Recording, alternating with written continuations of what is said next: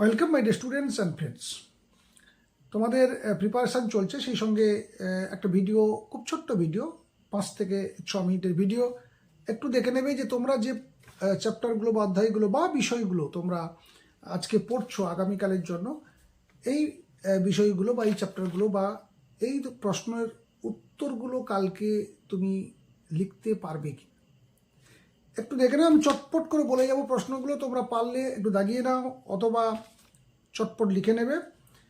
যেমন ধরো, আমি একেবারে শেষ ইউনিট থেকে বলবো, কারণ শেষ ইউনিটটা বেশ বড় ইউনিট এবং এটা তোমরা খুব সহজ বলে ছেড়ে দাও। তো এই জায়গাটাতে তোমরা প্রথমে আগে দেখে নাও যে ইউনিট 5 থেকে তোমাদের কোন কোন প্রশ্নগুলো খুব মন দিয়ে দেখতে হবে।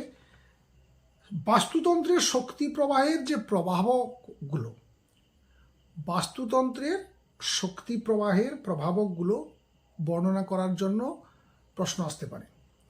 যে আকৃতি আর এস আকৃতি রেখাচিত্র দুটো এবং তার ব্যাখ্যা।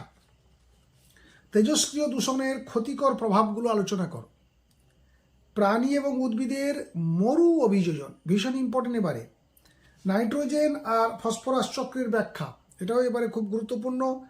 আর জনসংখ্যার যে আন্তঃক্রিয়াগুলো রয়েছে তার যে কোনো 3টি, এটা খুব ইম্পর্টেন্ট, ভীষণ ভীষণ ইম্পর্টেন্ট, এবারে ভালো করে একটু দেখে নেবে।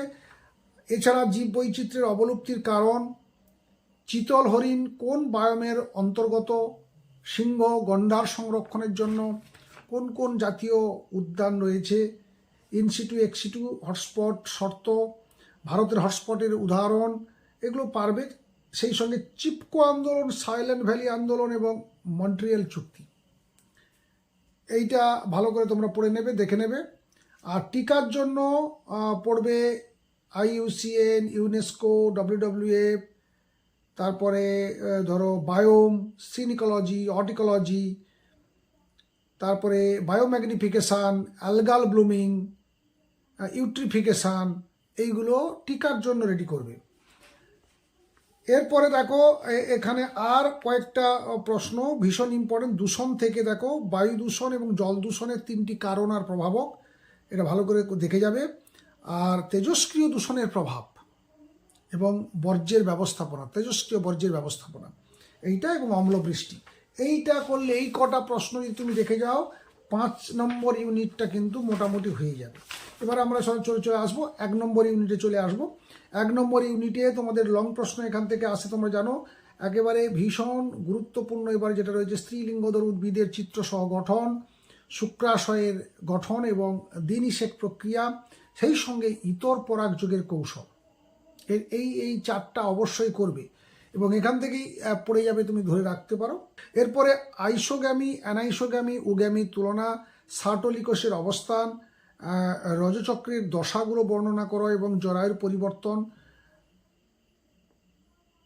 চিত্রসহ শুক্রাণু এবং ডিম্বাণুর গঠন, অ্যামনিওসেন্টেসিসের প্রয়োজনীয়তা, অ্যাপোমিক্সিস, বহুভ্রূণতা, পার্থেনোকার্পি, HCG হরমোনের কাজ।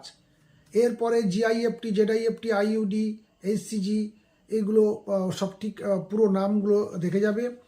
আর 2 নম্বর ইউনিটের পরে দেখে নাও, মাল্টিপল অ্যালিল, রক্তের এবিও গ্রুপ সম্পর্কে ব্যাখ্যা।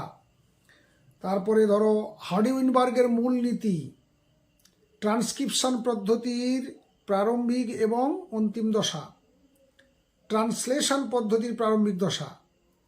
আর টার্নার সিন্ড্রোম, ডাউন সিন্ড্রোম, জৈব বিবর্তনে আণবিক তত্ত্বের প্রমাণ, গ্রিপ্তের পরীক্ষা, হার্শে ও চেজের পরীক্ষা, এইগুলো ভালো করে দেখে যাবে 2nd ইউনিট থেকে।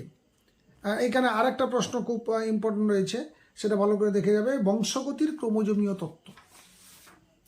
এরপরে তোমাদের রয়েছে 3 নম্বর ইউনিট, অ্যাসকারিয়েসিসটা দেখে যাবে, তার রোগ, ক্যান্সারের কারণ, তারপরে আদর্শ অ্যান্টিবডির চিত্রসহ ব্যাখ্যা, ম্যালেরিয়া এবং টাইফয়েডের লক্ষণ, আর রসভিত্তিক আর কোষভিত্তিক অনাক্রমতার কাজ।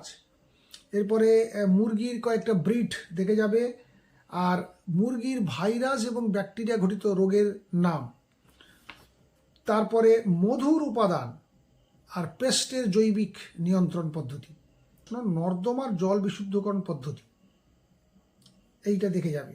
এরপরে রয়েছে ইউনিট 4, সবশেষে যেটা রয়েছে সব লাস্ট যে ইউনিটটা আজকে বলবো, জৈব প্রযুক্তিবিদ্যায় মানব ইনসুলিনের প্রস্তুতি। এটা অবশ্যই দেখে যাবে, এটা ভীষণ ইম্পর্টেন্ট এবং পড়ে গেছে, ধরে রাখতে পারো।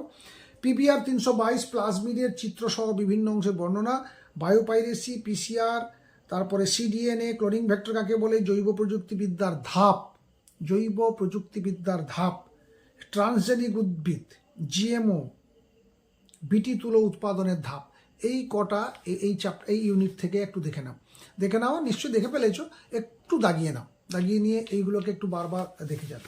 আর আমি একটা এমসিকিউ এর প্রশ্নর একটা পুরো সমস্ত চ্যাপ্টার থেকে প্রশ্ন এবং সঙ্গে সঙ্গে উত্তর, এটাও আরেকটা ভিডিও আপলোড করে দিয়েছি, সেটা দ্রুত দেখে নিও, কিংবা খাওয়ার পরে একবার দেখে নিও, শুতে দেখে নিও, তাহলেই হয়ে যাবে। ঠিক আছে, তাহলে আর তোমাদের সঙ্গে আর বেশি সময় কাটাবো না, বেশি নেবো না সময়। তোমরা শুভকামনা থাকলো, শুভেচ্ছা থাকলো, দেখা হচ্ছে নেক্সট ভিডিওতে। Thank you.